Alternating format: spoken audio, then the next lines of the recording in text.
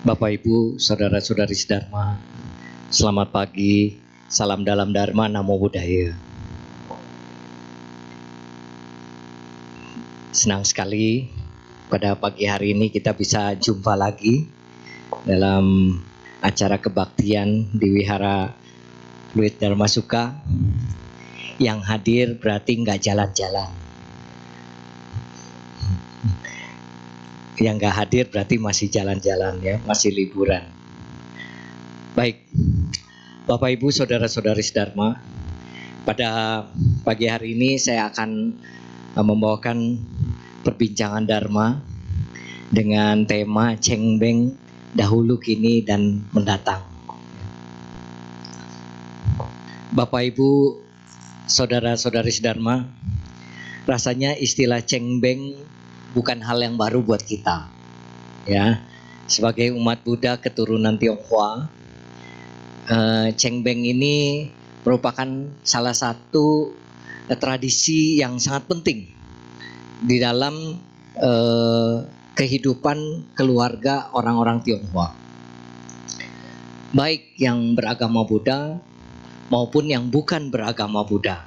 Biasanya mereka juga melaksanakan Cengbeng juga ke kuburan. Bahkan saya dikirimin WA sekarang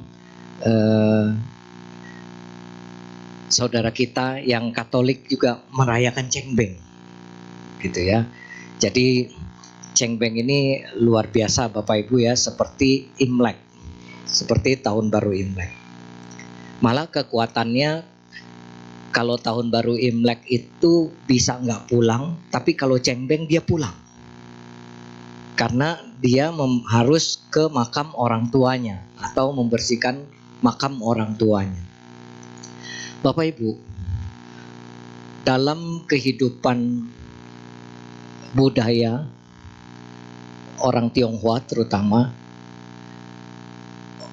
orang Tionghoa ini memberi penghormatan tertinggi dua hal. Yang pertama kepada Tian, kepada Tuhan, ya. Jadi kalau orang Tionghoa yang beragama Buddha, ya, ketuhanannya itu lebih clear, maksudnya lebih nyata. Karena memang kalau kita sembahyang itu pertama kali kita sembahyang pasti kepada Tian dulu, betul nggak Bapak Ibu? Kalau di rumah Tian dulu, di kelenteng, di wihara Tian dulu. Jadi jelas, ya. Jadi konsepnya bahwa umat Buddha keturunan Tionghoa ini sangat meyakini keberadaan Tian atau keberadaan Tuhan Yang Maha Esa.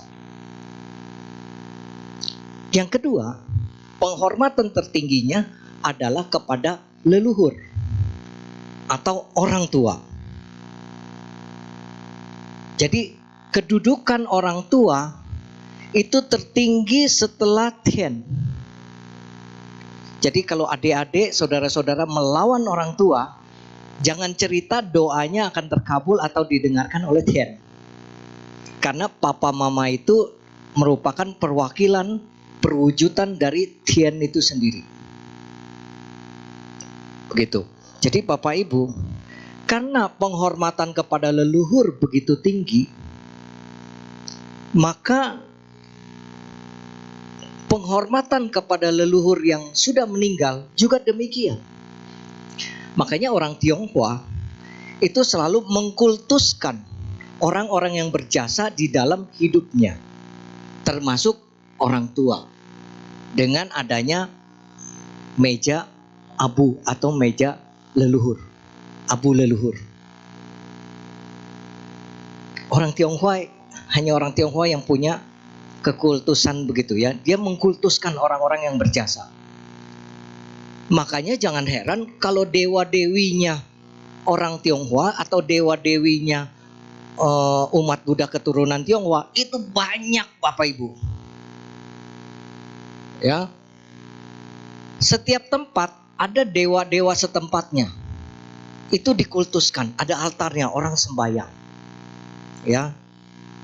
Kalau Bapak Ibu membaca buku Dewa Dewi, itu tebel, banyak sekali dewa-dewi itu, ya.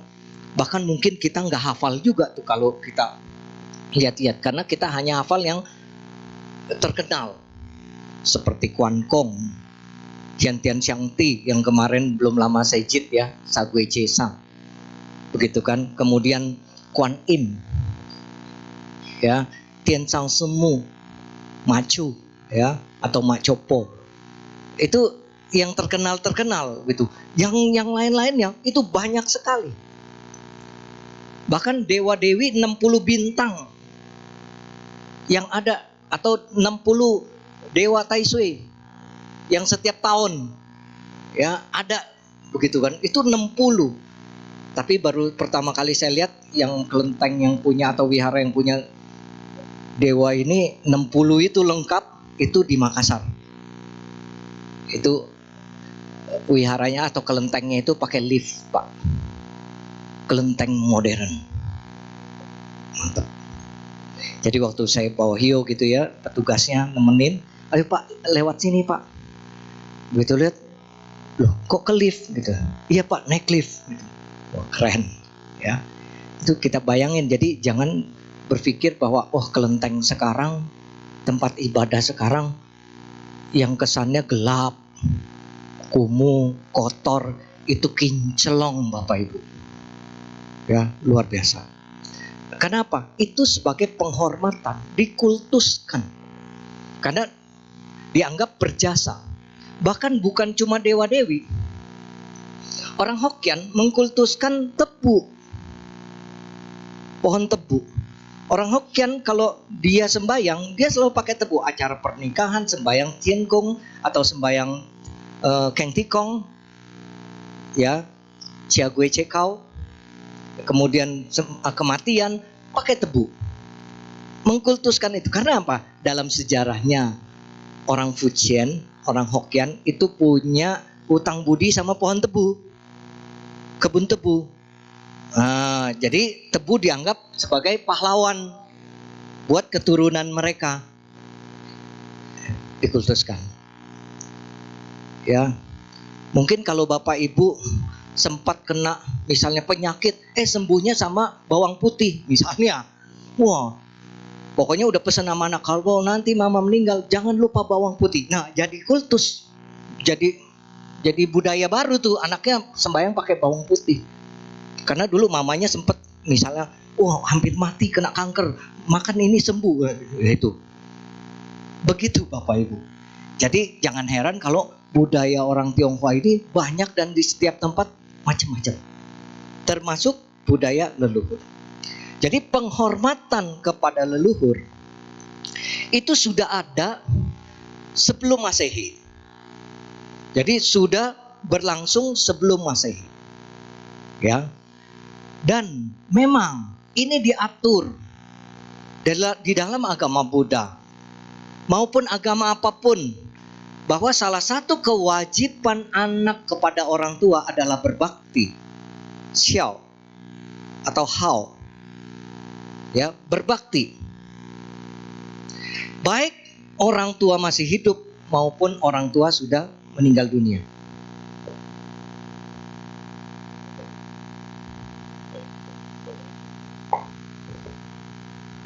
Sebentar, ada pengumuman.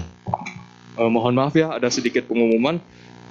Untuk pemilik kendaraan mobil BRV dengan nomor polisi B2915 UFO, mohon untuk dipindahkan karena menghalangi jalanan. Terima kasih. Oke, diulang lagi ya. Untuk pemilik kendaraan mobil BRV dengan nomor polisi B2915 UFO, mohon untuk dipindahkan karena menghalangi jalanan. Terima kasih. Ya, silakan Romo. Saya lanjutkan. Sampai mana ya tadi? Jadi seorang anak itu punya kewajiban berbakti kepada orang tuanya. Begitu ya. Baik waktu orang tua masih hidup maupun setelah orang tua meninggal dunia. Tetapi perlu diingat, berbakti anak kepada orang tua di dalam agama Buddha itu menitik beratkan berbakti pada saat orang tua masih hidup, bukan setelah meninggal dunia. Kalau setelah meninggal dunia, seorang anak berbakti kepada orang tua hanya bisa melakukan satu hal, yaitu melakukan persembahyangan, melakukan pelimpahan jasa, mengirimkan doa dalam limpahan jasa itu. Itu yang bisa dilakukan pada saat orang tua meninggal dunia. Tapi pada saat orang tua masih hidup, banyak sekali yang harus bisa kita lakukan, harusnya. Tetapi kadang-kadang terbalik. Waktu masih hidup, makan seadanya. Setelah mati, 2 meja. Waktu masih hidup, ya, tidak dibelikan apa-apa yang bagus. Setelah mati, dibelikan macam-macam. Rumah, mobil, segala macam. Handphone, ya. Nah, seperti itu. Nah, Bapak Ibu, saudara-saudara, jangan seperti itu. Itu namanya berbaktinya terbalik. Ya, berbaktinya terbalik. Kenapa? Karena bisa kita bayangkan, kalau kita nanti jadi orang tua, anak kita baru ingat kita setelah kita meninggal dunia, bagaimana? Gitu kan? Kita pun akan jadi orang tua. Oleh karena itu, mari kita berikan contoh dulu kepada anak-anak kita. Nih, masih ada popo kungkungnya sama akongnya. Kita kasih contoh, kasih teladan kepada anak kita. Ya, kalau telepon, ya, pakai video call atau apa, nah, sama anak-anak juga, cucu-cucu kasih lihat, suruh menyapa. Itu akan menimbulkan kedekatan, hal yang baik. Ya, pendidikan rumah yang bagus, supaya anak dengan orang tua, dengan neneknya, dengan kakeknya itu bisa lebih dekat. Dan itu akan mereka lakukan kepada kita nanti juga. Demikian, ya Bapak Ibu. Jadi itu dia. Tetapi bukan hanya, Cheng Beng ini mengajarkan bukan hanya kepada anak, kepada orang tua saja, tetapi orang tua juga kepada anak. Itu mengajarkan itu. Kenapa? Cheng Beng adalah salah satu budaya atau tradisi yang kita jalankan. Orang tua harus bisa menurunkan tradisi yang baik, itu kewajiban orang tua kepada anaknya. Kadang-kadang orang tua mau Cheng Beng mau apa, dia nggak kasih tahu anak, nggak pernah jelasin kepada anak. Sembayang aja, nanti udah sembayang baru dia bilang ini sembayang Cheng Beng. Anak cuma tahu seperti itu. Coba tes anak di rumah, tahu gak Cheng Beng kapan? Tahu gak sembahyang Cit gue kapan? Sembahyang Cap Ji gue kapan? Nggak tahu.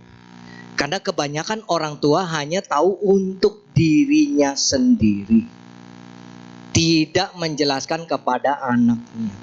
Tapi kalau sudah dijelaskan kepada anak, anak mengerti bahwa ini salah satu budaya, ini salah satu tradisi yang bagus. Ya, bisa kita bayangkan kalau Cheng Beng hilang setelah orang tua meninggal dunia, ya sudah, dilupakan. Begitu, dilupakan. Nah, ini Bapak Ibu sekalian. Jadi juga merupakan kewajiban orang tua. Kemudian Cheng Beng ini juga mempertahankan tradisi leluhur yang baik. Tradisi leluhur ada juga yang nggak baik. Ya, apa tradisi leluhur yang nggak baik? Suka minum minuman keras. Itu tradisi leluhur yang kurang bagus. Orang Tionghoa hobi minum ciu, Pak. Betul gak? Ada pesta, ada bir, ada minum. Ada kematian, ada juga itu. Terus yang kedua, tradisi yang kurang bagus apa? Judi, tupok. Pokoknya kalau udah ngumpul berempat, jadi. Mau kematian, mau pesta, mau apa, jadi gitu. Nah, ini juga tradisi gitu kan, seperti itu. Ya, cuman film Hong Kong saja, film Mandarin aja ada master gambler, master judi. Nah, seperti itu. Karena apa? Itu jadi tradisi. Ya. Nah, ini boleh nggak diikutin. Kalau ini mah tradisi bikin miskin. Ya. Tapi kalau cengbeng bagus. Tradisinya diikutin. Nah, Bapak Ibu, ini adalah gambar Kaisar Chu Yuanzhang atau Chu Guangqiang. Ini adalah kaisar pertama dinasti Ming atau dinasti Beng. Jadi Bapak Ibu, cengbeng zaman dulu dikatakan bahwa ini sudah dilakukan sebelum Masehi. Jadi orang hampir setiap bulan pada saat itu pergi ke makam leluhurnya untuk sembahyang tiap bulan waktu itu, karena belum diatur. Ya, bahkan dulu Pak, waktu zaman dinasti Zhou atau zaman Kungce masih ada, Konghucu masih ada, itu masih ada budaya tradisi yang sangat sadis. Yaitu kalau seorang bangsawan, seorang pejabat tinggi meninggal dunia, maka semua karyawannya, semua pembantunya dikubur hidup-hidup juga, buat nemenin tuannya. Karena anggapannya sederhana. Waktu kita hidup ada pembantu, ada rumah, ada apa, di sana juga perlu pembantu, perlu apa. Nah, supaya dapat pembantu kan susah ngerekrut pembantu di sana. Nah, gitu kan, yang ada saja suruh ikut, gitu kan. Akhirnya dikubur hidup-hidup. Dikubur hidup-hidupnya kalau pejabat yang tinggi negara begitu, bukan seperti kita Bapak Ibu, kalau kuburan zaman purba itu belum model yang dikubur di tanah seperti kita, karena yang dikubur di tanah seperti kita ini golongannya menengah ke bawah. Kalau yang bangsawan itu biasanya di goa ditutup batu begitu. Itu sadis. Kungce protes sama kaisar supaya budaya ini jangan ada lagi, bisa dihilangkan. Tapi tidak mudah saudara-saudara merubah satu budaya yang sudah jalan di masyarakat, yang sudah berjalan puluhan tahun, ratusan tahun, mau dirubah. Tidak bisa. Susah. Budaya kita saja dengan budaya orang tua kita saja mungkin ada berbeda. Orang tua pemikiran bagaimana, kita bagaimana. Betul kan? Itu baru satu generasi Pak. Apalagi yang sudah turun-temurun jadi budaya, sudah mendarah daging, dianggap itu sebuah kebenaran. Nah, Bapak Ibu saudara-saudara, apakah itu masih terjadi? Masih, tapi akhirnya sedikit demi sedikit, ya namanya kalau kita mau merubah satu tradisi, merubah satu budaya, kalau saya ditanya perlu berapa lama? Perlu satu generasi. Kalau satu generasi dididik, biasanya generasi berikutnya sudah lebih maju pemikirannya. Begitu. Satu generasi. Kalau orang tua susah. Contoh nih, Bapak Ibu, saudara-saudara sekarang kan sudah mengerti bahwa sebetulnya makna dari membakar kertas itu, rumah-rumahan segala macam itu tidak serta-merta jadi rumah di sana. Coba cerita sama Popo Kungkung. Itu nggak jadi apa-apa di sana. Pasti kita diomelin. Pasti kita kena marah. Kenapa? Dia berimage bahwa itu beneran. Gitu. Makanya nggak bisa merubah itu dan jangan ribut. Karena apa? Itu seperti halnya menjelaskan kimia sama anak TK. Ngerti ya Bapak Ibu? Biarpun Bapak Ibu sarjana cum laude, saudara-saudara, coba deh ajarin anak TK kimia. Ngajarinnya jangan sama anak TK yang biasa, yang juara 1 di TK-nya, ajarin. Bisa nggak? Nggak bisa, karena kemampuannya belum nyampe ke sana, kebijaksanaannya belum nyampe ke sana, pemikirannya belum nyampe ke sana. Begitu. Jadi harus step by step. Itulah pendidikan. Makanya kenapa? Ya. Waktu Jepang kalah sama Amerika, Kaisar Hirohito tanya sama para pejabat negaranya. Dia cuma tanya satu hal. Dia nggak tanya berapa prajurit yang masih hidup, berapa jenderal yang masih hidup.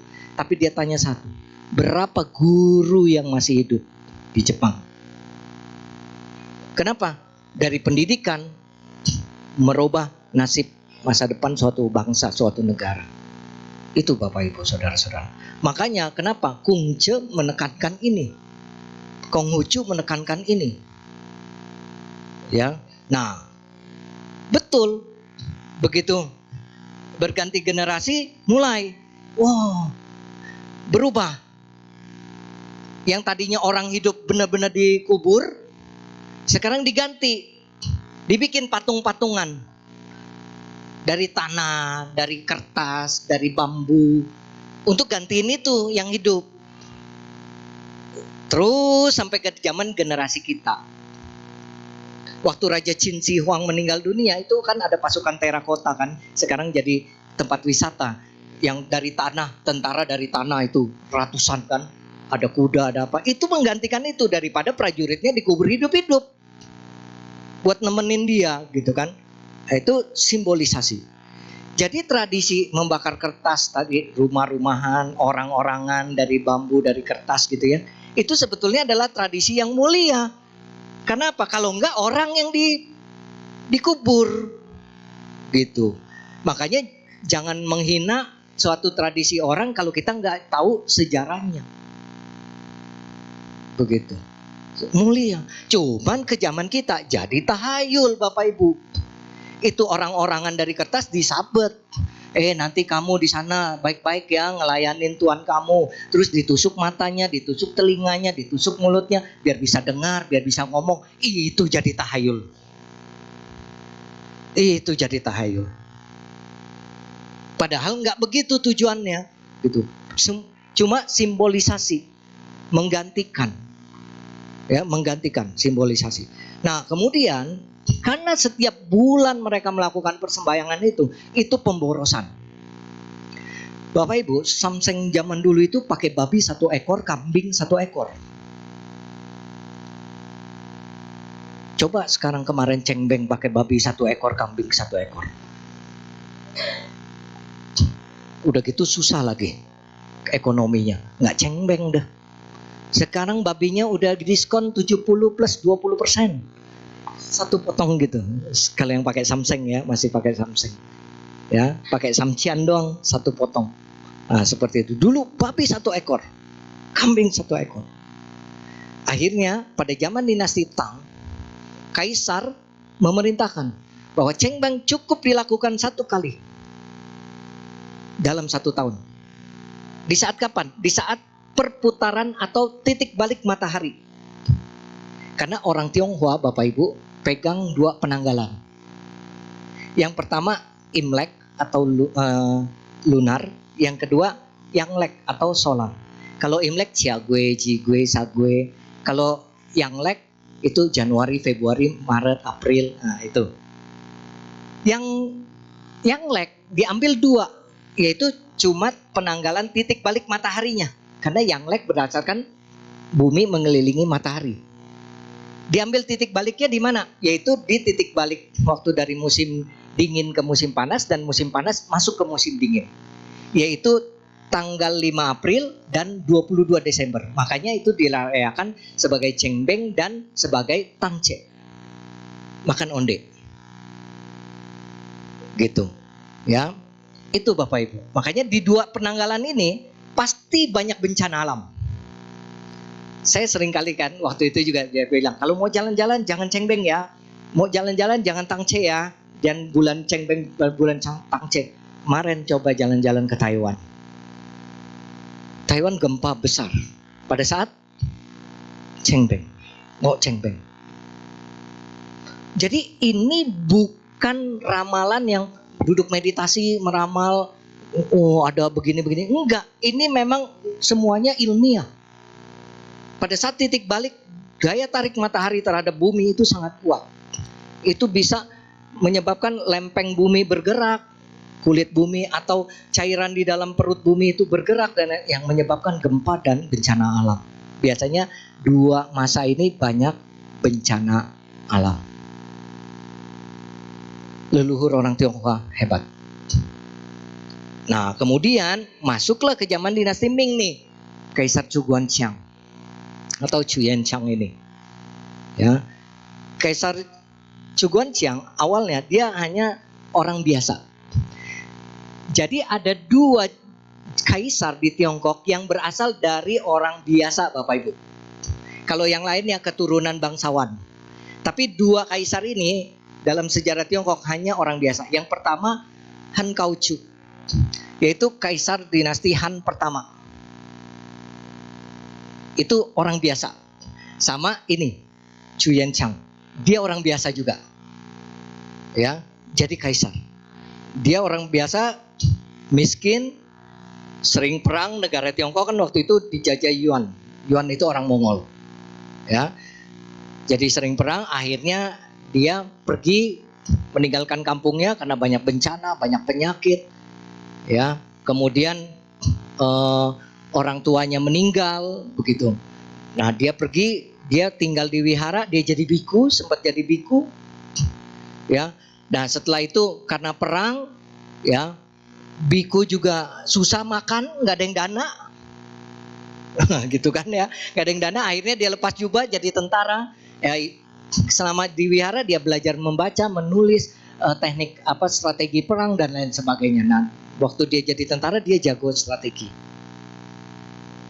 Dia mengusulkan kepada jenderalnya strategi perang dan dia selalu berhasil. Akhirnya naik. Awalnya dia masuk jadi bagian dapur. Orang-orang bawa pedang, bawa tombak, bawa tameng, gagah. Dia karena badan besar, tenaga kuat, pandai berkelahi, dia dorong gerobak, bawa kuali, bawa panci gede. Karena dia di bagian dapur waktu itu.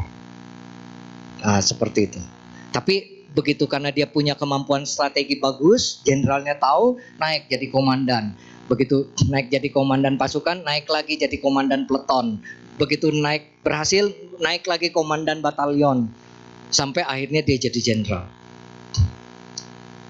Nah, Chu Yanchang ini luar biasa, punya strateginya. Ya, berhasil mengalahkan Mongol, mengusir Mongol dari Tiongkok. Bapak Ibu pernah makan kue Tiongchu Pia yang gepeng? Pia yang gepeng ya. Tiongchu Pia kan ada yang tebel juga ya, ada yang gepeng ya, yang keras. Itu sebenarnya tradisi kuno, makan pia yang keras. Karena dulu itu dipakai buat perang, buat kemana-mana pergi jauh. Karena itu awet.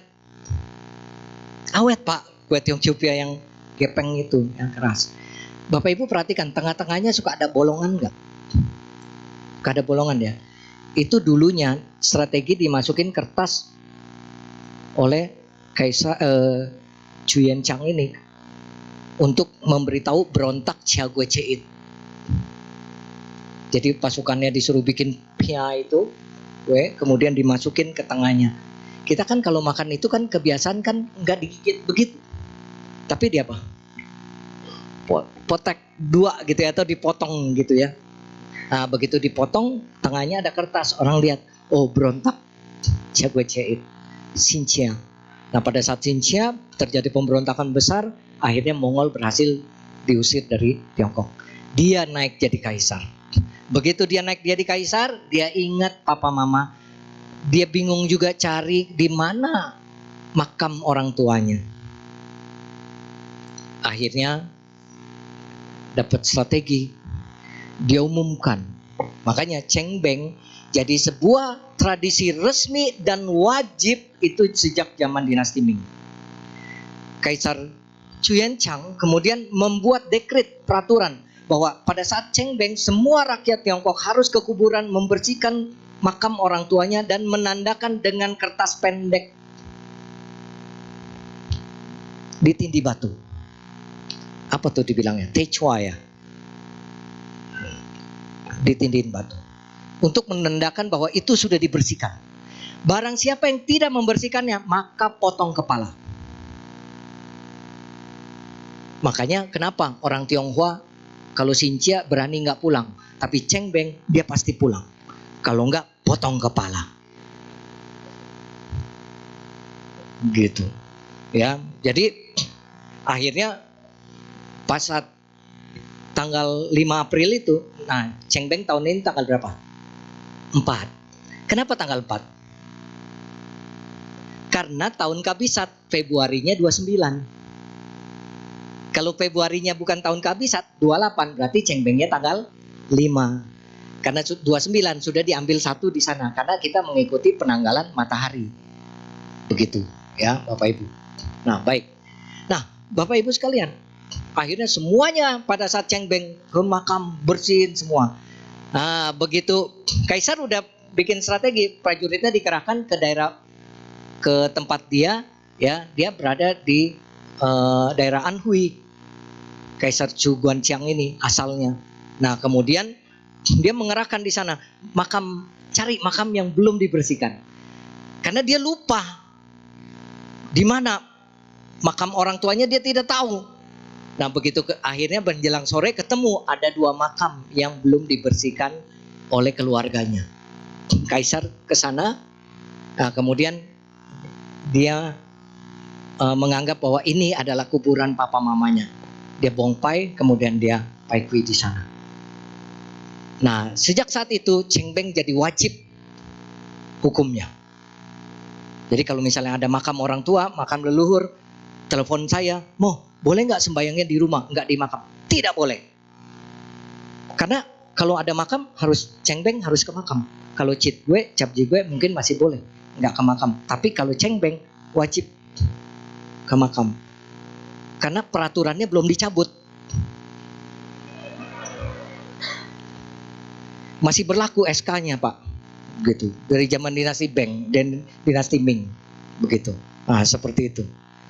Nah, Bapak Ibu sekalian, terus sampai ke zaman dinasti Qing, kemudian Tiongkok jadi republik sampai sekarang. Itu tradisi Cheng Beng zaman dahulu. Jadi memang kalau nggak dipaksa susah. Ngatur orang gak gampang loh Bapak Ibu. Iya, coba di kantor nggak ada peraturan, bisa ada yang masuk jam 1 siang. Begitu, jam 10 siang karena ada peraturan, telat potong gaji. No, disiplin. Gitu kan. Wah, daripada dipotong gaji nih, gitu kan. Jadi disiplin. Itu peraturan penting, begitu. Nah, berikutnya Cheng Beng masa sekarang.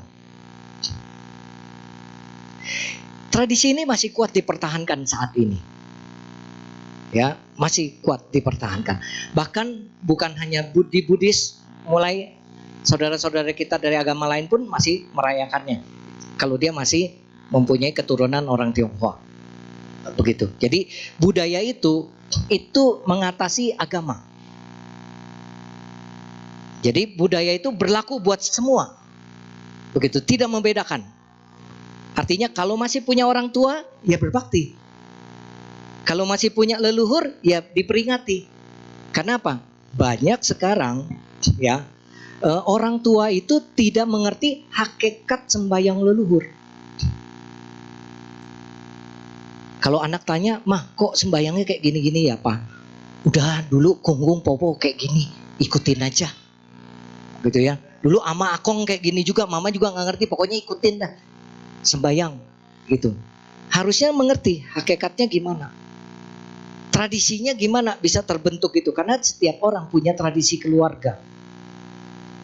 Nah, makanya yang masih sehat Bapak Ibu kasih tahu anaknya, nanti kalau mama meninggal nih ya, papa meninggal, kremasi atau dimakamkan atau sembayangnya seperti apa, kasih tahu anaknya. Jangan sampai anak itu tidak tahu pada saat orang tua meninggal dunia, dia juga bingung mau gimana nih, ya mau seperti apa nih sembayangnya. Akhirnya dia lihat kiri kanan, oh orang-orang pakai itu ya, dia ikut. Kadang nggak mengerti. Nah, ini kewajiban orang tua. Anak juga begitu, harus tahu. Nih adik-adik yang masih muda, saudara-saudari, yang kalau misalnya orang tuanya masih hidup, selidiki, tanya gimana nih, mau nanti setelah meninggal dunia kita melakukan persembayangan kepada papa mama kita. Tapi ingat ya, jangan pulang dari sini masuk ke rumah langsung, "Ma, Pak, sini. Kalau mau mati nanti gimana sembayangnya?" Jangan begitu. Nanti sendal masuk ke nempel di jidat kalau kayak gitu. Karena apa? Kurang ajar gitu ya, orang tua masih sehat ditanya mati gitu kan. Memang Bapak Ibu saudara-saudara, orang Tionghoa ini paling takut kalau udah bilang nggak punya rezeki sama mati, udah paling takut. Ya, itu karena dianggapnya itu jelek banget gitu ya. Padahal itu penting. Ya tanyanya kalau lagi sembahyang, terus kita tanya sebagai anak, nanti kalau mama papa, menurut papa mama sembahyang yang gimana sih buat orang yang sudah meninggal gitu ya. Seperti itu. Nanti mama papa cerita, nah dengerin. Itu yang dia mau. Gitu. Itu yang dia mau. Dan orang tua juga kalau ditanya begitu nggak boleh tersinggung Bapak Ibu. Karena kita nggak tahu loh umur kita kapan, meninggal kapan. Ya, bisa aja habis makan siang kenyang, enak, sambil senyum meninggal gitu. Itu meninggal bahagia tuh, udah kenyang senyum meninggal gitu ya. Seperti itu. Nah itu bisa saja terjadi seperti itu. Nah makanya penting sekali menurunkan tradisi kepada anak, menjelaskan kepada anak. Terus hakikat sembahyang itu adalah untuk yang sudah meninggal dunia, kita melakukan pelimpahan jasa atau doa. Bukan untuk yang hidup. Sembahyang banyak, masak banyak segala macam sampai 1 meja penuh, 2 meja penuh. Kalau ditanya buat apa masak banyak-banyak begitu? Kan yang meninggal sudah nggak makan juga secara fisik. Bilangnya apa? Nanti kalau pada datang anak cucu pada ngumpul makan. Sebenarnya mau kasih makan yang meninggal atau yang hidup? Sembayangnya cengbeng. Berarti kalau ibu bapak makan saat pesta sembayang cengbeng, berarti dicengbengin. Begitu. Karena apa? Sederhana saja, kalau mau makan cincang. Itu benar. Masak yang banyak. Pesta makan. Tapi kalau cengbeng, acara sembahyang.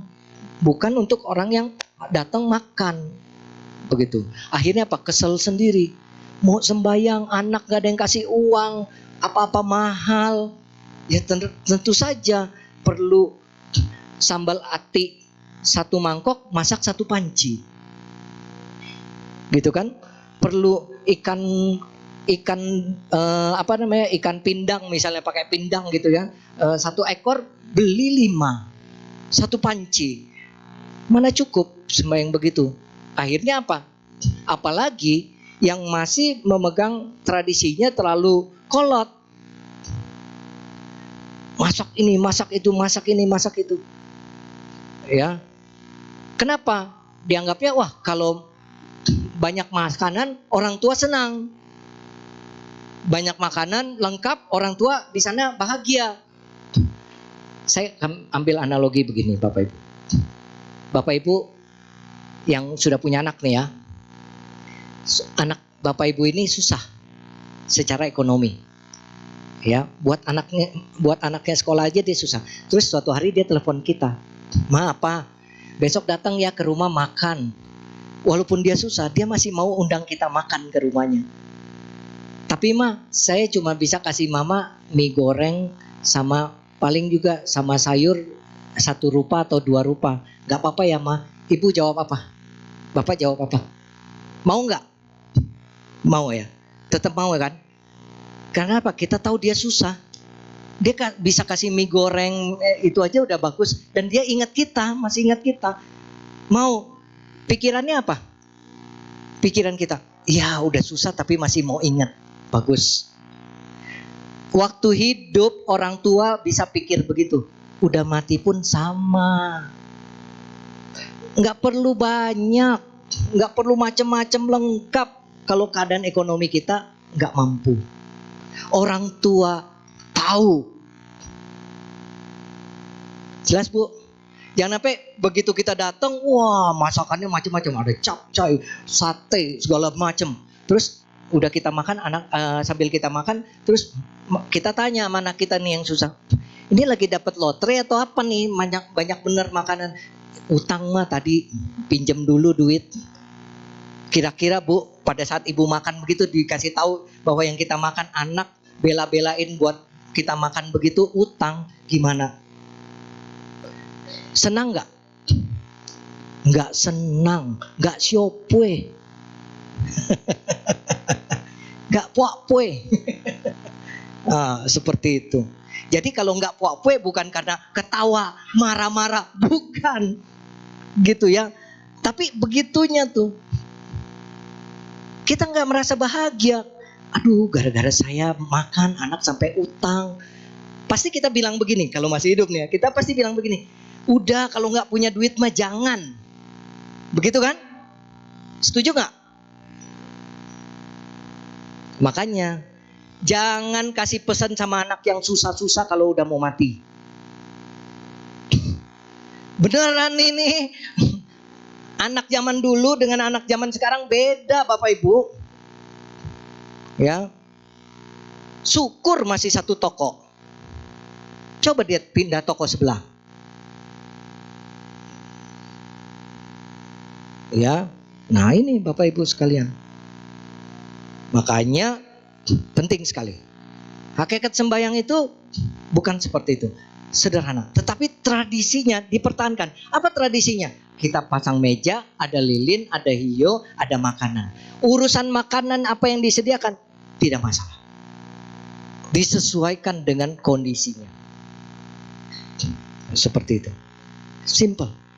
Kalau mau waktu hidup, ajak orang tua makan yang enak. Ajak orang tua jalan. Ajak orang tua kemana. Itu paling penting. Itu karena itu jadi kenang-kenangan pada saat mereka tutup mata. Itu jadi kenang-kenangan kita. Ya. Kemudian, nah ini. Kebanyakan sekarang tahayul yang diajarkan kepada anak-anak kita. Sembahyang cengbeng. Wah, dikirimin duit 1 miliar. Ada tuh. Selembar 1 miliar, ini 1 gepok. Ngeledek namanya. Waktu hidup gak pernah dikasih duit, Pak. Gitu kan. Dikasih duit seadanya. Begitu meninggal gitu. Itu tahayul. Begitu. Ya. Kalau ginchua gimana? Ya, kimchua gimana? Segala macam. Ya. Nah, kalau ginchua kimchua itu kan dulu duit emas, duit perak dianggapnya sebagai duit ya, uang. Tapi tujuannya itu waktu di dalam peti dimasukin diuruk ke badannya segala macam. Itu leluhur orang Tionghoa itu pintar. Karena apa? Zaman dulu belum ada formalin, suntik formalin. Dan orang tua tidak boleh dimakamkan sebelum anaknya semua pulang. Jadi kalau anaknya ada yang jauh 10 hari baru sampai rumah, itu peti 10 hari di rumah. Bayangin nggak disuntik formalin, bagaimana? Jenazah busuk, Pak. Keluar cairan dari mulut, hidung, telinga, dubur, keluar cairan. Makanya di peti mati itu selalu dikasih baju yang meninggal dunia di pinggir-pinggirnya sama ginchua itu. Supaya apa? Kalau cairan itu keluar, dia nyerap ke dalam kertas ginchua itu atau ke baju itu sehingga dia tidak menetes keluar. Ini sebuah cara yang pintar. Begitu ada formalin aman. Gitu. Ini cara yang pintar. Waktu orang tua meninggal dunia, Kung Che sendiri menulis di dalam kitab Lici ya. Dikatakan bahwa pada saat orang tua meninggal dunia, diambil benang dan dimasukkan ke 2 lubang hidung dan mulut. Supaya apa? Dikatakan di situ ditulis bahwa untuk meyakinkan bahwa orang tua sudah benar-benar putus napasnya. Artinya benar-benar sudah meninggal dunia. Dia nggak copot. Karena benang setiap orang punya walaupun miskin. Paling nggak buat jahit kantong celana yang robek. Gitu ya. Seperti itu. Jadi ditaruh. Kalau dia masih copot, berarti dia masih ada napas. Tidak dimasukin peti. Zaman dulu. Zaman Kung Che. Sekarang jadi mutiara. Betul kan? Pakai mutiara. Taruh di hidung 2, mulut 1, telinga 2, mata 2. Supaya apa? Biar dengar, biar bisa ngomong, biar bisa lihat. jadi tahayul. Padahal dulunya secara sejarah itu ada di kitabnya, ditulis jelas bahwa memastikan orang tersebut sudah benar-benar putus napasnya atau benar-benar meninggal dunia. Karena zaman dulu kan belum banyak dokter, belum banyak tabib seperti itu. Berarti leluhur kita sebetulnya adalah orang-orang yang pinter, logik, masuk akal. Justru ke zaman kita jadi banyak tahayul. Inilah yang menyebabkan akhirnya anak-anak kita melihat itu menganggap apa-apa. Wah, orang tuanya percaya-percaya begitu. Percaya-percaya tahayul. Tradisi orang Tionghoa tidak ada yang tahayul. Semuanya bisa dijelaskan, ada logikanya. Seperti itu, Bapak Ibu Saudara-saudara. Awalnya Ginchua itu juga tujuannya buat kirim uang, bukan. Dibakar itu, Ginchua dibakar itu awalnya tradisi petani zaman dulu yang miskin untuk bertahan di musim dingin. Kertas, tapi belum ada diwarnain perak, emas, nggak ada. Cuma kertas dari batang padi digiling, jadi bubur, jadi dibikin kertas, dipotong. Bapak Ibu pernah nggak dulu kalau zaman kita dulu nih ya, kertas roti dibilangnya, yang tukang roti itu kalau ini ada kertas roti gitu ya, dari batang bambu, dari batang padi. Ya sekarang itu kertas Ginchua itu yang dibikin itu. Seperti itu. Nah itu mereka potong, mereka kumpulin karena mereka nggak bisa beli kayu bakar. Karena kayu bakar yang mereka ambil mereka jual sama orang kaya supaya mereka bisa hidup. Mereka bertahannya dari mana? Kertas itu ditusuk pinggirnya diikat supaya nggak berantakan. Makanya Ginchua atau apa ada pinggirannya diikat, ada tusuknya. Terus tusukannya diambil, jadi tahayul lagi sekarang. Ini jadi kuncinya katanya. Aduh, kunci katanya. Ini juga harus dikirim katanya. Aduh, minta ampun. Makanya tuh jadi banyak tahayulnya. Padahal dulu enggak tahayul gitu awalnya. Ini jadi kuncinya. Padahal itu cuma buat ikat supaya enggak berantakan gitu kan. Seperti itu. Nah akhirnya begitu musim dingin mereka bakar itu.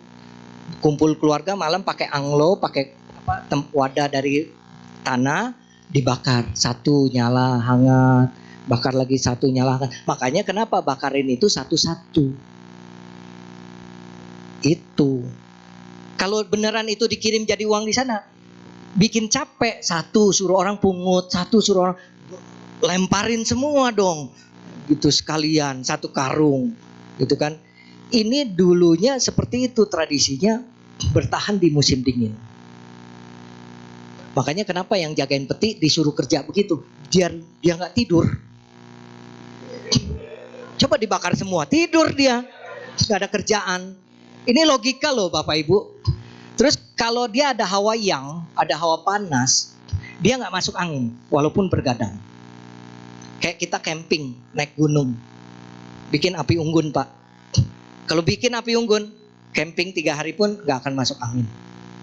Karena Pak ada hawa yang panas. Seperti itu. Nah itu Bapak Ibu sekalian. Jadi demikian. Jadi sebenarnya nggak ada yang tahayul ya. Nanti kita tanya jawabnya. Saya yakin hari ini banyak pertanyaan. Beragama tetapi tidak meninggalkan tradisi. Nah, penting nih. Banyak akhirnya kita beragama Buddha, akhirnya kita juga meninggalkan tradisi. Ada yang pernah tanya saya, Mo, boleh nggak Mo? Kalau sembahyang cengbengnya di wihara aja, dana sama bante, dana sama sangha, udah nanti pelimpahan jasa selesai. Saya bilang enggak, salah, boleh. Tapi tradisinya hilang. Tradisi orang Tionghoa ada meja, ada lilin, ada hio, atau ada fotonya, kemudian ada makanan. Terserah makanannya apa saja. Dan ingat, jangan bikin susah. Harus ini itu, anak sekarang tidak bisa masak. Mau tes? Coba suruh dia masak. Apa kayak pindang bandeng misalnya. Gak usah yang susah-susah dah. Sayur asem. Pasti jadi sayur bening. Begitu. Ya. Bisa masak nasi aja ketolongan rice cooker. Nggak ada rice cooker, anak-anak nggak bisa masak nasi. Kalau zaman dulu kan masih pakai dandang, kukusan gitu kan ya. Nah, seperti itu. Iya. Jadi jangan yang membuat repot. Anak kalau lihat itu jadi alergi. Begitu dia mau sembahyang, dia udah tahu nih bakalan repot nih, bakalan susah nih. Gitu ya. Dia alasan nanti, nggak sempet, ada kegiatan ini, ada kegiatan itu, dia menghindar. Itu begitu anak sekarang. Makanya perhatikan ini baik-baik, bikin simple. Banyak tukang sayur matang jadi beli aja. Misalnya noban 5 macam cepet ceng jadi. Sembayang, beli buah, terus lilin hio, air. Jadi gampang sekarang. Bahkan saya udah juga sempat ngomong sama anak saya. Nanti kalau sembahyang nggak mau repot, kamu lagi repot mau sembahyang gini gitu, pesan aja ya KFC 1 paket. Udah ada nasi, ada ayam, ada minum, sembahyang. Selesai. Karena apa? Ya setelah meninggal dunia orang itu tidak bisa makan fisik seperti kita. Gak bisa. Apapun yang ibu sediakan tidak bisa. Tapi itu menurut kepercayaan agama lain, Romo. Kungce sendiri bilang orang mati tidak makan, tidak ikut makan. Yang makan orang hidup. Gitu. Makanya waktu hidup paling penting. Terus kita kehilangan generasi penerus. Karena lihat, wah repot, susah, gitu kan ya. Nah itu kita akhirnya ditinggalkan sama anak-anak kita. Karena menganggap ini sebuah tradisi yang menyusahkan. Gitu. Nah apa saja yang biasa dilakukan saat cengbeng? Ya biasanya membersihkan makam leluhur orang tua dibersihkan. Ya. Kemudian sembayang, ya sembayang leluhur.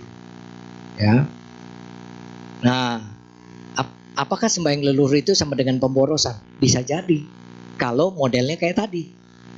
Beli ini, beli itu, ya simple saja. Ya, memberikan contoh yang simple, mudah dilakukan untuk anak-anak kita. Generasi milenium, generasi Z itu maunya yang simple. Maunya yang praktis, yang gampang. Kalau yang nggak gampang, ditinggal sama dia. Kalau kita zaman dulu, mungkin yang angkatan saya nih ya, kalau dipanggil orang tua, ya langsung datang. Anak sekarang dipanggil nyautin, tapi nggak datang. Gitu. Itu. Dia nyautin tapi nggak datang. Nah, makanya beda. Dia bilang iya tapi nggak dikerjakan. Nah itu, makanya beda generasinya. Nah kita harus mengerti bahwa kondisinya sudah berbeda, cara berpikirnya berbeda, cara mendidiknya berbeda. Nah ini penting sekali. Bagaimana cengbeng masa mendatang? Generasinya nggak mau rumit, maunya praktis, simple tadi. Ya, Pak?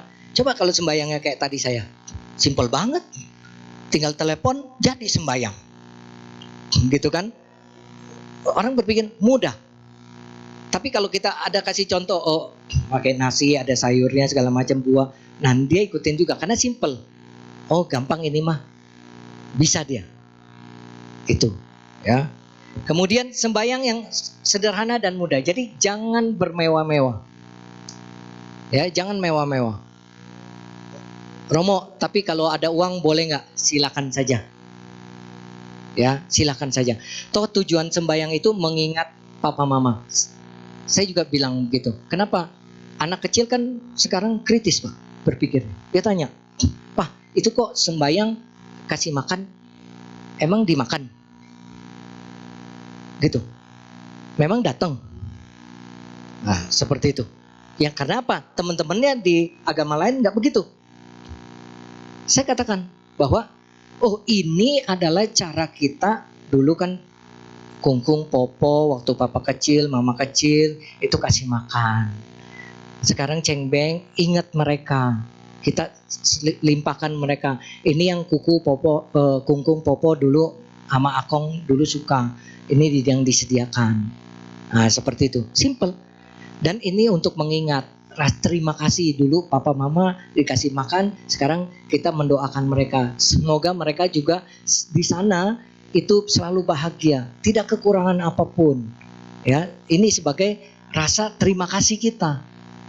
Gitu, terima kasih. Jadi jangan berpikir itu dimakan. Memang secara spiritual, memang iya ada yang bisa makan. Tapi enggak secara fisik ya, apel nanti kelihatan bekas digigit gitu, enggak. Kalau itu terjadi, saya yakin ibu bapak pergi dari rumah waktu sembahyang. Ngeri ngelihatnya, gitu ya, seperti itu. Itu enggak seperti itu, tapi memang ada yang memang dia masih bisa makan. Tapi alam-alam tertentu memang Bapak Ibu, ya. Kalau itu jangan diceritakan kepada anak kita yang masih kecil, tapi yang sudah cukup besar. Makanya anak jangan lupa diajak ke wihara. Jadi dapat penjelasan terus, mereka jadi mengerti. Terus sembayangnya tidak menyusahkan. Anak sekarang tidak percaya hal-hal yang tahayul. Gitu ya. Tapi Romo itu kan pakai baju kertas dibakar segala macam. Kan gak jadi apa-apa, itu kan tahayul. Begini. Ada orang kadang-kadang semasa hidupnya itu terikat dengan hal-hal duniawi atau materi. Ada. Apalagi kalau orang tua kita dulunya juga percaya gitu. Mereka terikat tuh. Karena pandangan mereka, image mereka begitu. Gitu. Boleh gak dibakarin? Boleh. Gak, jangan berlebihan. Seperti itu. Kenapa? Supaya happy. Begini saudara-saudara. Saya analoginya supaya gampang nih ya. Saudara ulang tahun, undang saya. Romo harap datang ya, saya ulang tahun. Saya datang nih ke rumah saudara, bawa hadiah. Ya, bawa hadiah, ke tenteng kado. Begitu saya turun mobil, saudara lihat saya turun mobil datang bawa hadiah. Udah happy belum? Sudah happy. Wih, Romo datang. Waduh, bawa hadiah juga. Nah, happy itu menimbulkan mudita cita dia. Rasa bahagia dia. Jadi di alam peta, di alam rendah, itu kalau dia bisa timbul mudita cita, timbul rasa bahagia, dia tumimbal lahir. Spontan. Tujuan tadi, yang tadi hadiah itu kayak baju apa, sepatu dari kertas, itu kan seperti hadiah. Itu tujuannya apa? Men-trigger dia supaya bisa bermudita cita. Men-trigger dia supaya bisa merasa senang, merasa bahagia. Walaupun hadiahnya tadi belum saya kasih Anda, tetapi Anda sudah happy, sudah bahagia. Begitu. Cuman kondisinya Anda tetap hidup waktu bahagia. Tapi kalau dia tumimbal lahir. Nah, seperti itu. Kalau dia ya pindah alam. Nah, itu makanya boleh nggak? Boleh, tapi tidak boleh berlebihan. Dan itu juga jadi pemborosan nantinya. Nah, cuma memang bisa dibuktikan nggak? Memang susah dibuktikan karena itu sifatnya supranatural. Perlu pendalaman dharma, perlu penjelasan yang lebih dalam lagi. Nah, begitu. Terus ke depannya bisa saja Cheng Beng pakai AI, artificial intelligence. Ada foto kuburannya sembahyang di rumah. Cuman kalau Cheng Beng tetap ke kuburan. Sekarang artificial intelligence maju loh Pak. Sembahyang ke depannya bisa begitu. Bahkan fotonya, mama papanya masih bisa senyum fotonya. Nanti bisa bergerak foto itu. Begitu. Kedepannya bisa terjadi seperti itu. Karena apa? 20 tahun mendatang, artificial intelligence ini akan sangat mempengaruhi dunia. Saudara-saudara yang belajar IT, ya kebetulan kan saya dosen IT, gitu ya. Saya mendorong Anda, pelajari ini. Masa Anda 20 tahun lagi itu masa Anda, artificial intelligence. Nah ini Bapak Ibu Saudara-saudara, sembahyang pun bisa begitu. Ya, zoom, kuburannya di zoom, ya, sembahyangnya dari jauh, seperti itu. Bisa kan? Bisa terjadi. Sekarang demikian, sangat maju sekali teknologi. Baik, terima kasih. Ini materi saya. Namo Buddhaya.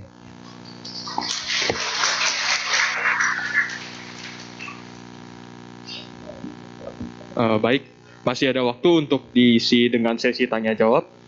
bisa tanya langsung, nanti tinggal angkat tangan aja, atau bisa ditulis di kertas yang ada di depan kursi teman-teman semua. Namun sebelum itu, mari kita nyanyikan satu buah lagu kembali yang akan dibawakan oleh petugas.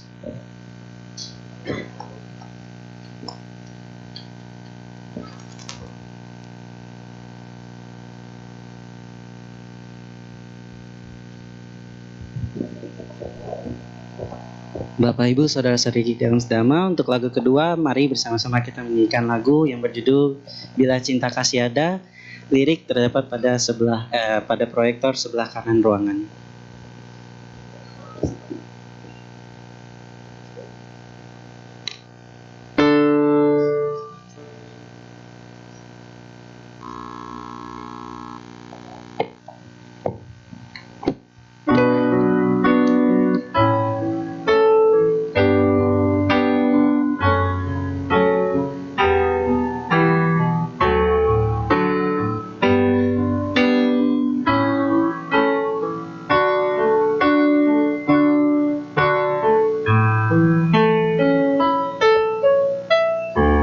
Cinta ada di hati kita, maka tiada lagi benci pada sesama.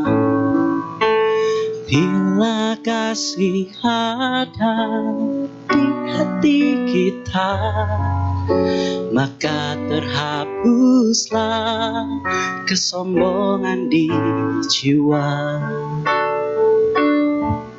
Sungguh indah hidup ini bila saling menyayangi, tiada iri, tiada benci, hidup lebih berarti.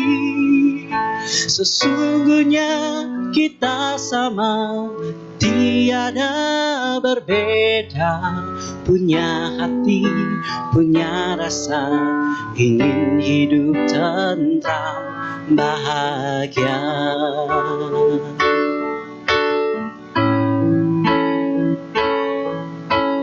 Bila cinta ada di hati kita, maka tiada lagi benci pada sesama.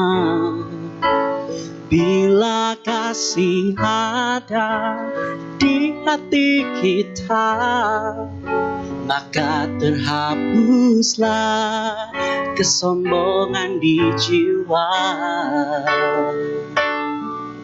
Sungguh indah hidup ini bila saling menyayangi, tiada iri, tiada benci, hidup lebih berarti. Sesungguhnya kita sama, tiada berbeda, punya hati, punya rasa, ingin hidup tentram, bahagia.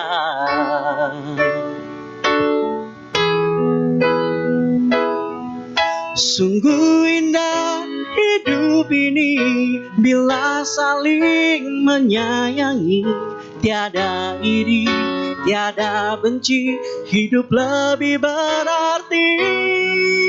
Sesungguhnya kita sama, tiada berbeda, punya hati, punya rasa, ingin hidup tentram, bahagia. Ingin hidup tentram, bahagia. Ingin hidup tentram,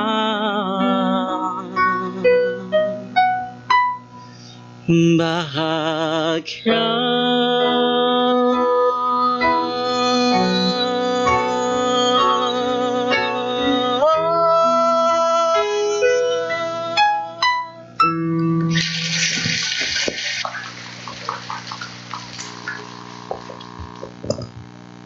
Baik, apakah ada yang ingin bertanya secara langsung?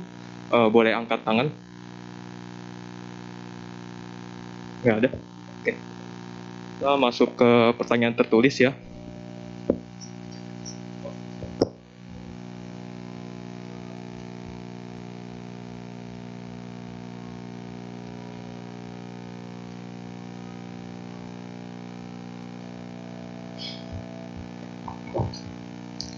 Baik. Ini ada pertanyaan, bagus. Apakah benar kalau kremasi dan dilarung ke laut, arwahnya akan mengembara di laut?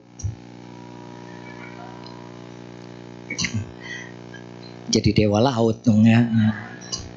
Tidak, ya tidak. Karena pada saat seseorang meninggal dunia itu dia bertumimba lahir yang memang sesuai dengan karmanya nanti. Dia lahir di apa? Kecuali kecelakaan meninggalnya. Kalau meninggalnya kecelakaan biasanya arwahnya ya secara umum dibilang arwah gitu ya. Itu biasanya berada di tempat gitu. Dan posisinya ya misalnya dia luka di sini, nanti secara penampilan fisik dia di alam sana dia juga di sininya ada luka atau rusak. Makanya diusahakan kalau meninggal itu badan kita sempurna. Gitu ya. Jadi yang masih muda jangan ngebut-ngebut. Ya kalau naik motor ya. Ya apalagi rel kereta api. Wah tanggung nih. Tancap pas berhenti di tengah. Gitu ya, itu bahaya sekali ya. Jadi enggak seperti itu. Jadi kalau yang dikubur arwahnya mengembara di kuburan dong gitu kan. Enggak ya, enggak seperti itu. Itu hanya menyempurnakan saja. Menyempurnakan dari jenazah kita. Malah kalau dikremasi itu lebih bersih Bapak Ibu. Penyempurnaan jasmaninya lebih sempurna. Karena kalau dimakamkan itu prosesnya 20 tahun. Dan itu pun masih tulangnya belum hancur. Jadi prosesnya pembusukan kalau dimakamkan. Ya, pembusukan. Belatung segala macam itu ya. Tapi kalau dikremasi prosesnya cepat dan bersih. Misalnya pun ada penyakit, dia tidak akan mencemari tanahnya. Karena dikremasi itu. Makanya kemarin ya banyak yang meninggal COVID gitu ya. Ya itu kalau dimakamkan kenapa mereka dibungkuskan pakai plastik lagi supaya dia tidak mencemari gitu ya. Nah ini begitu Bapak Ibu sekalian. Dan lebih mudah kalau dikremasi nggak perlu ke makam juga, nggak perlu cengbeng ke makam juga. Karena kalau ke makam sekarang juga orang banyak yang berpikirnya nggak usah sembahyang ke sana deh, di rumah aja. Karena nggak mau repot tadi, udah mulai berpikir begitu. Tapi kalau ada makam, kalau ada kuburan harus pergi, gitu, harus ke sana. Tapi kalau dikremasi, anak cucu mau tinggal di Belanda, mau tinggal di Kalimantan, mau tinggal di mana, dia bisa sembahyang dari tempatnya. Begitu. Jadi memudahkan, gitu ya. Kemudian melakukan patidana bukan lebih bagus daripada sembahyang cengbeng, ziarah ke makam leluhur dan bakar-bakaran kimchua. Jangan salah. Ya. Patidana saya nggak salahkan. Patidana benar. Begitu. Tetapi tadi cengbeng adalah budaya, tradisi, harus dipertahankan. Anda orang apa? Kalau ditanya begitu kan? Orang Jawa punya tradisi Jawa. Mereka juga kalau kemarin agamanya teman-teman kita, saudara kita yang muslim begitu mau puasa, mereka ziarah ke makam. Begitu. Mereka ziarah ke makam, mendoakan, membersihkan makam. Itu adalah tradisi yang baik. Kalau nggak ke makam, siapa yang mau membersihkan makam orang tua kita, makam leluhur kita? Makanya kalau nggak mau repot, jangan dimakamkan, kremasi. Begitu ya. Akhirnya juga banyak yang udah setelah 20 tahun udah pada tua tanya saya, kalau saya mau angkat tulang gimana ya boleh nggak ya, karena udah anak-anak kayaknya udah repot semua, nggak ada yang ngerti, nggak ada yang ngurusin gini-gini. Nah kan akhirnya jadi dua kali upacara. Dulu waktu meninggal dimakamkan, sekarang diupacarain untuk ambil angkat tulang di kremasi gitu. Nah itu lebih baik pikirkan dari sekarang. Takut dikremasi panas, dimakamkan ngap.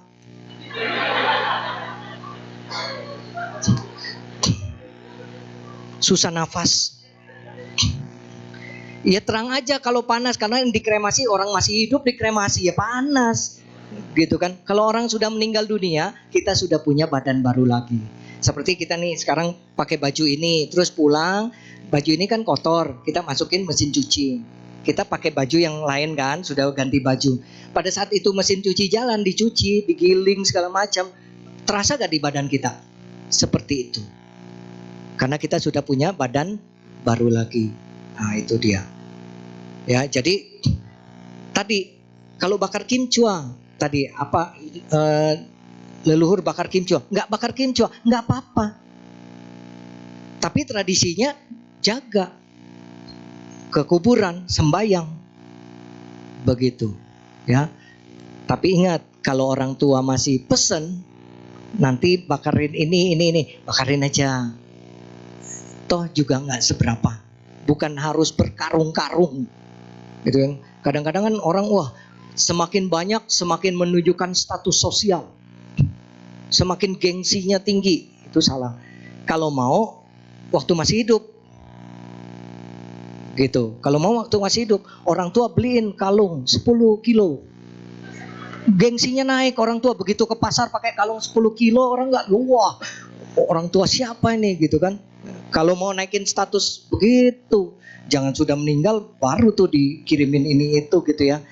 Seperti itu. Jadi bukan tidak ada manfaat, tetap ada manfaat. Paling tidak UKM orang yang jadi pengrajin itu kan secara ekonomi mereka kurang juga. Mereka dari usaha kerja bikin kertas gitu, itu mereka bisa hidup. Mereka bisa hidup juga. Itu. Jadi kita berpikirnya positif aja. Dengan kita beli kan kita berdana.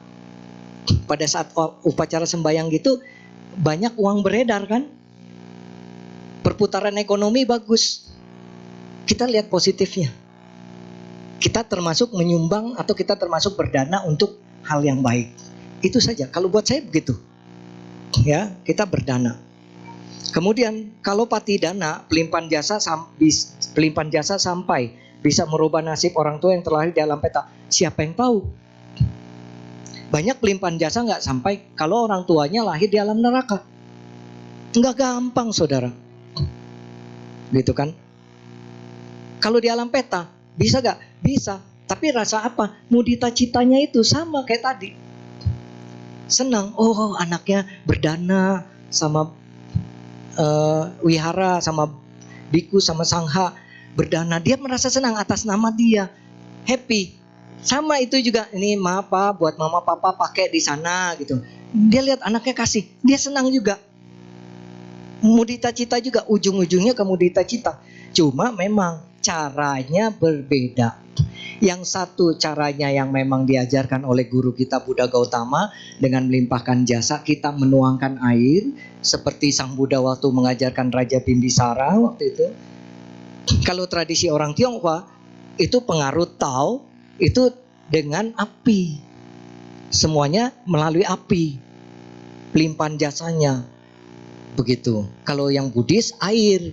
Makanya semua blessing pakai air. Begitu teman-teman ibu bapak sekalian. Jadi inilah yang dinamakan budaya di sini, percampuran gitu ya. Nah terakhir tapi kalau yang cengbeng sembahyang ke kuburan tidak bisa merubah nasib orang tua. Saya tidak setuju. Karena apa? Dengan kita banyak mendoakan orang tua, toh waktu sembahyang ke kuburan kita baca parita di kuburan. Duduk dong baca parita rame-rame, anak cucu. Kita baca patidana, kita bacakan etawata, sebut nama orang tuanya siapa, terlimpah. Siapa bilang, saudara, nggak usah dibacain parita. Yang nanya ya, sorry. Nih, ada makanan nih atau minuman nih di sini nih, kue atau apa di meja sana. Waktu misalnya nih, ada makhluk peta nih ngeliatin. Ngeliatin biskuit aja, makanan, saya kue aja. Tinggal saya bilang, ambil aja. Mereka nggak bisa. Kenapa? Mereka belum dilimpahkan ke dia, belum dikasih. Pada saat dikasih, ya udah, kamu boleh ambil, boleh makan. Baru mereka bisa ambil, bisa makan, terlimpah kepada mereka. Begitu. Itu saya nggak baca parita, cuma ngomong ini saya kasih buat kamu, boleh ambil. Itu bisa. Terlimpah kepada mereka, saudara.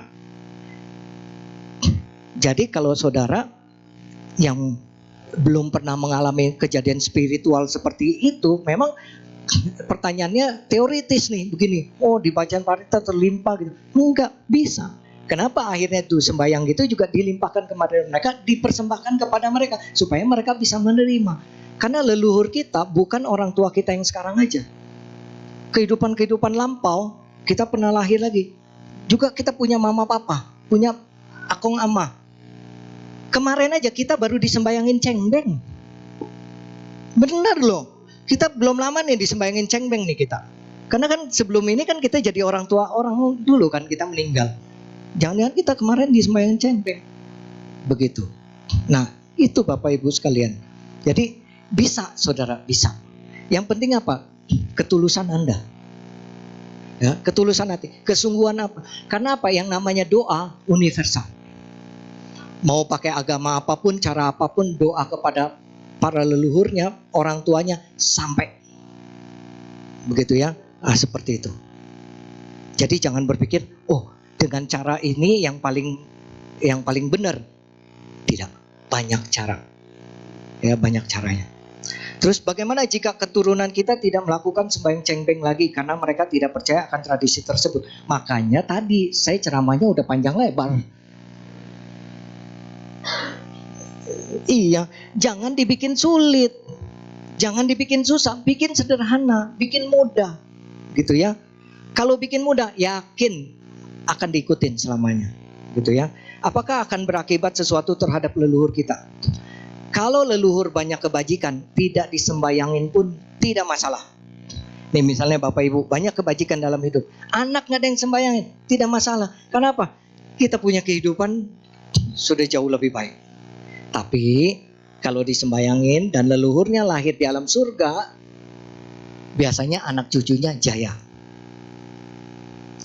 Anak cucunya bisa nanjak ekonominya.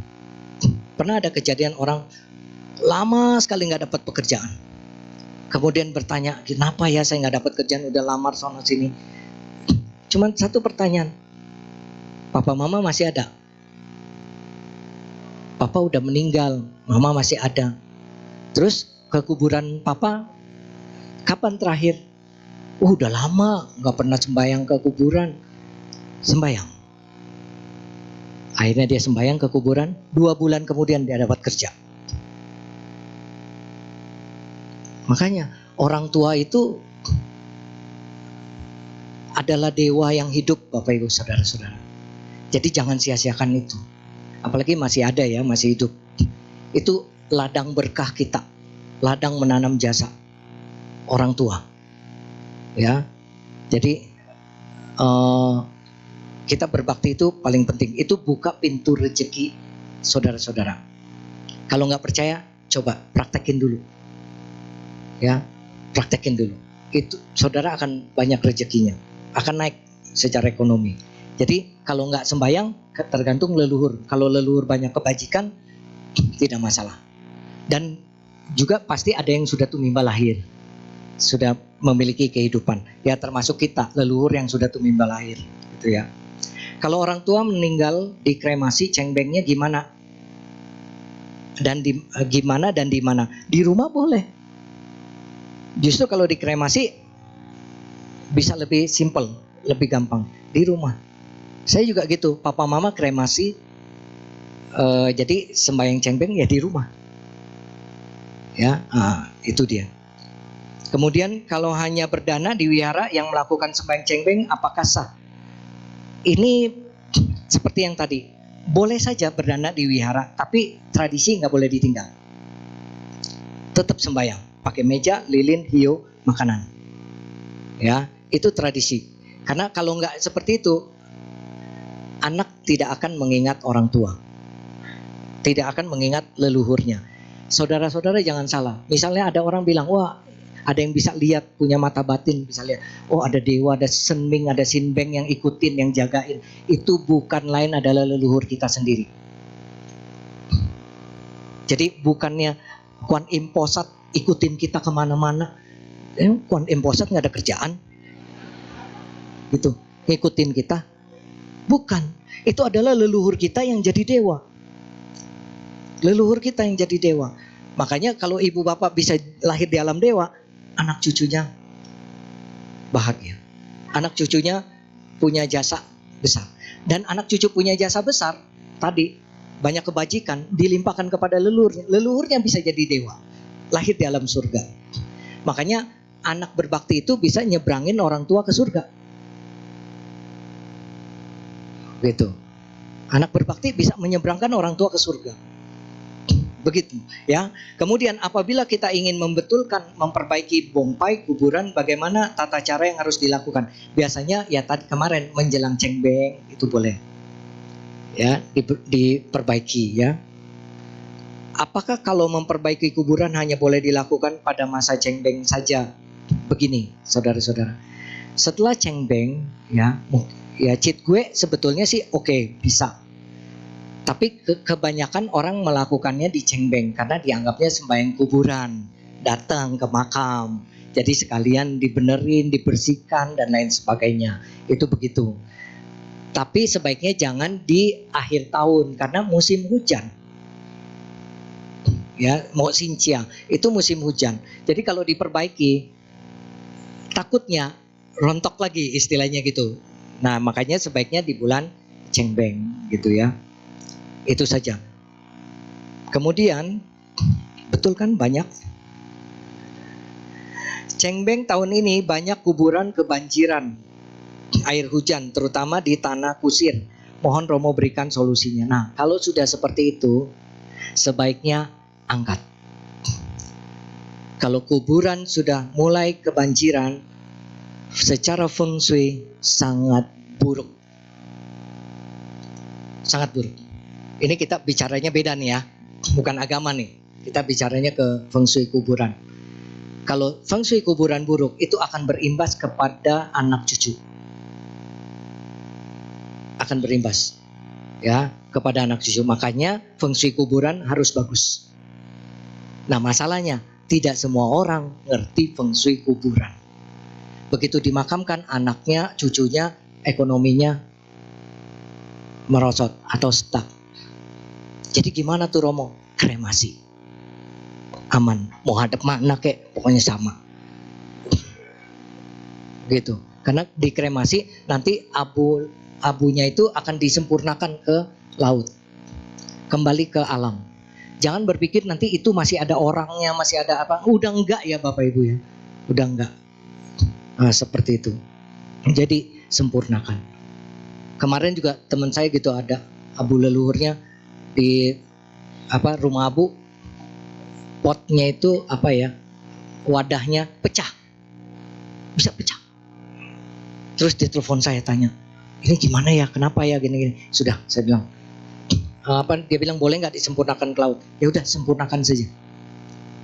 Itu.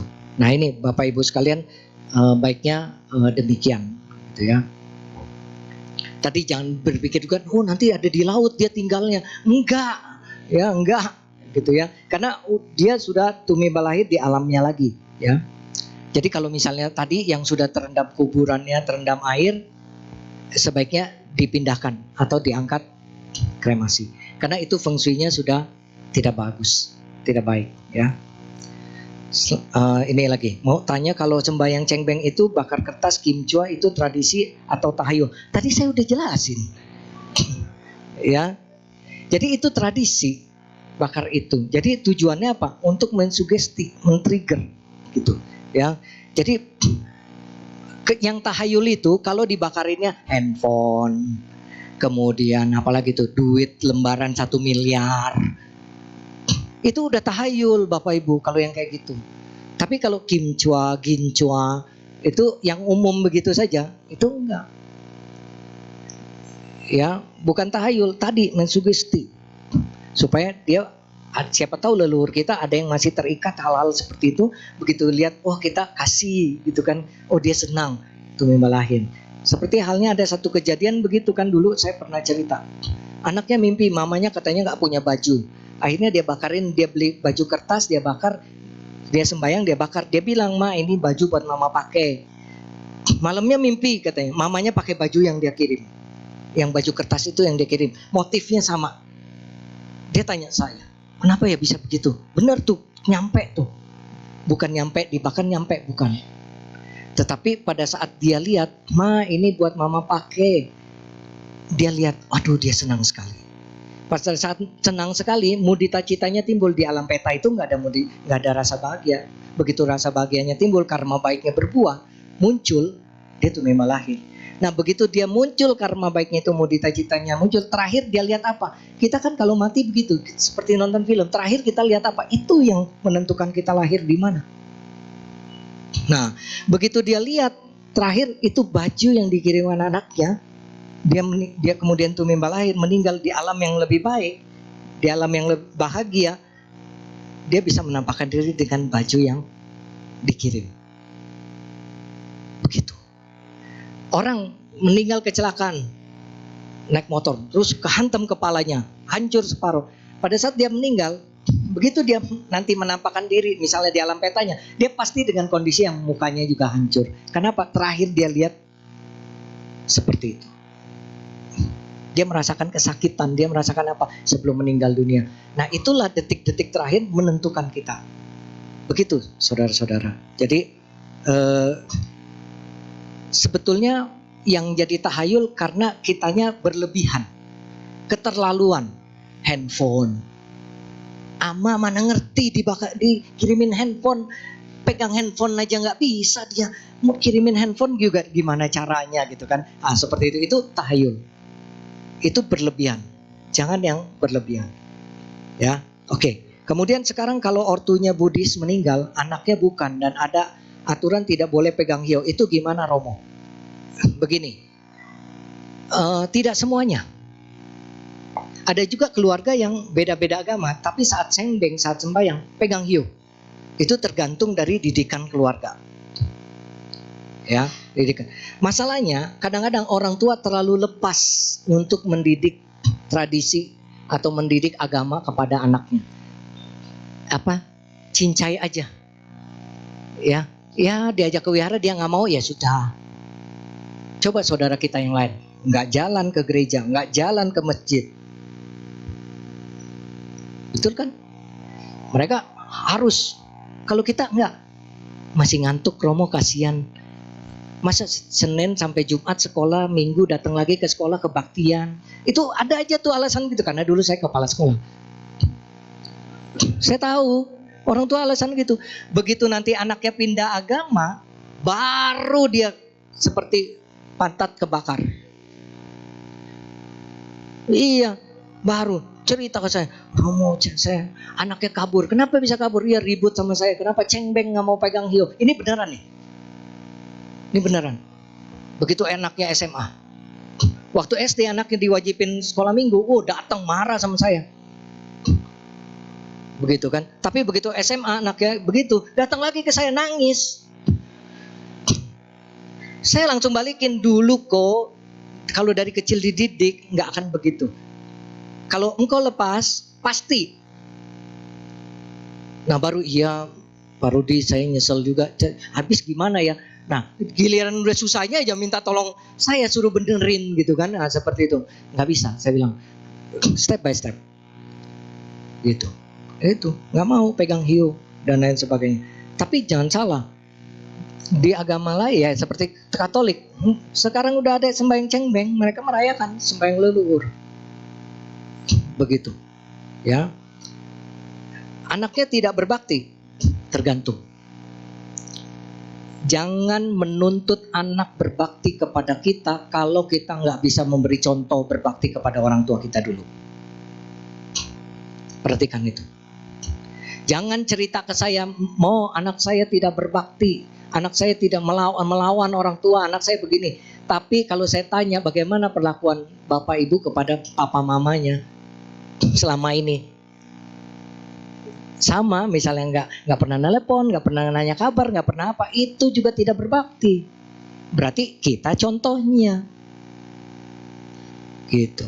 Banyak orang tua begitu anaknya nggak berbakti menyalahkan anak, padahal dia yang memberi contoh. Makanya bapak ibu sekarang kalau urusan keluarga bersama, misalnya telepon mama papa, jangan cuma malam-malam kita telepon berdua ngobrol sama mama gitu. Ini ada anak cucu gitu, ada cucu gitu ya. Telepon pada video call, nih ma ini sih, nah, suruh mereka. Jadi anak cucu tahu, oh kita perhatian loh sama ama, sama kong mama sayang loh sama mama, sama akong sama popo kungkung. Nah, seperti itu. Jadi anak kita juga ngerti dia tanpa dibilangin, nanti kalau mama tua kamu harus telepon, nggak usah, karena mereka udah tahu itu jadi tradisi di keluarga kita. Itu jadi tradisi di keluarga kita, tiap seminggu 2 kali atau 3 kali kita telepon. Itu jadikan tradisi. Kalau dijadiin tradisi itu jadi hal yang baik. Anak juga begitu. Kalau ada apa-apa dia buru-buru telepon orang tua atau apa. Itu dijadikan sebuah tradisi yang baik. Begitu teman-teman, saudara-saudara. Anda masih punya papa mama yang selama ini tinggal di Jakarta. Papa mama orang tua di luar kota, telepon. Cuma tanya, say hello doang, ma, gimana, udah makan belum? Baik-baik, papa sehat, gini-gini. Wah, orang tua udah senang sekali. Orang tua udah senang sekali. Jadi begitu, ya. Nah, kalau masalahnya anaknya sudah terlanjur begitu, memang susah. Karena sudah terbentuk ibaratnya gitu. Sudah terbentuk. Makanya yang belum kejadian, ayo perkenalkan tradisi yang baik kepada anak-anak kita. Pertahankan. Nah kalau yang seperti itu oke, dia gak mau pegang hiu, tapi dia masih mau berdoa, masih mau mendoakan, ya gak apa-apa, silakan saja. Ya, silakan saja. Oke. Kalau dalam agama Buddha, apakah boleh dikremasi kalau meninggal?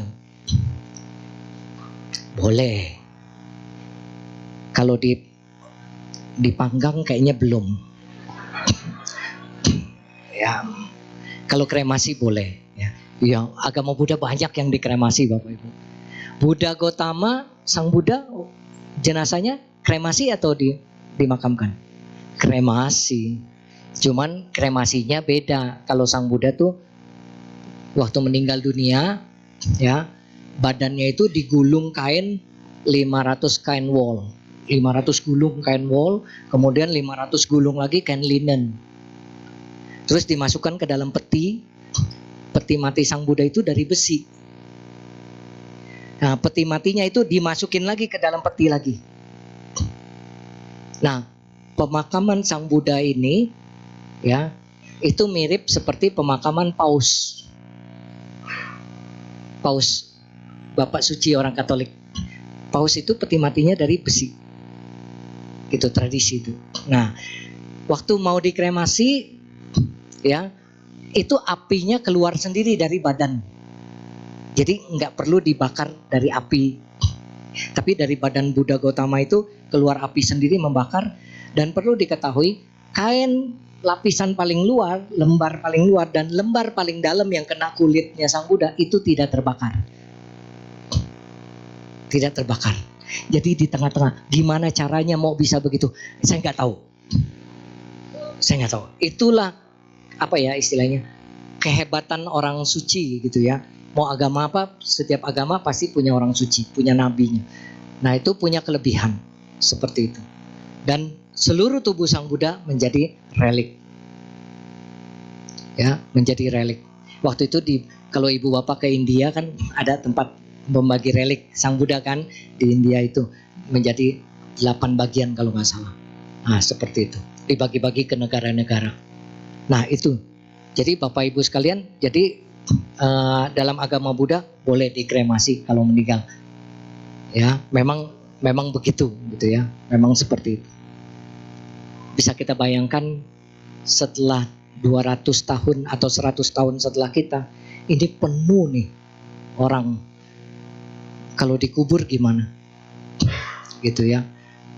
Kayak kemarin saya waktu liburan kan saya nonton TV gitu kan, waktu lebaran itu ditayangkan juga tuh saudara-saudara kita yang meninggal di Mekah, mereka dimakamkan tapi 4 tahun kemudian diambil tulangnya, diangkat supaya gantian bisa dimakamkan yang lain. Kalau kok itu jutaan orang datang ke situ yang meninggal Pak, kalau itu nggak diangkat itu bisa seluruh nanti lama-lama jadi kuburan semua gitu ya, di sana. Nah itu memang harus ada caranya gitu. Jadi diangkat juga. Nah itu makanya Bapak Ibu sekalian, ini kalau kita kremasi ya sama, kita juga kembali lagi ke alam semesta, menyatu dengan alam semesta lagi. Dan kan kita juga punya badan baru lagi. Jadi nggak usah khawatir. Baik, terima kasih Bapak Ibu sekalian. Semoga yang saya sampaikan bisa bermanfaat dan menambah pengetahuan. Mohon maaf segala kesalahan yang tidak disengaja mungkin dalam ucapan saya. Selamat siang, Namo Buddhaya.